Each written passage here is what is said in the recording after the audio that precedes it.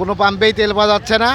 আমরা প্রায় 30 মিনিট ধরে দাঁড়িয়ে আছি, লাইনে দিয়ে আর কি মেনটেন করে তেল নিতে হচ্ছে।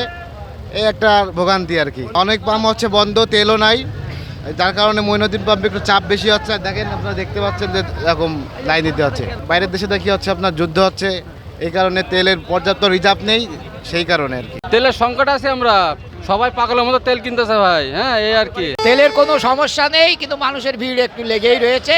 তেলের কোনো সংকট এখন আমরা উপর থেকে কোনো তেলের কোনো সংকট পাইনি, কিন্তু মানুষ আতঙ্ক হয়ে যাচ্ছে। মানুষ আতঙ্ক হয়ে বাইরে যেতে মনে করছে তেল আসতেছে না মনে করতেছে, তাই বলে মানুষ আতঙ্ক হয়ে মনে করছে ঝাড় মতো ইচ্ছা অনুযায়ী দিচ্ছে। তেল কিন্তু আসতেছে, তেল ডিপো থেকে তেল আসতেছে, তেল আসা কোনো বন্ধ নেই।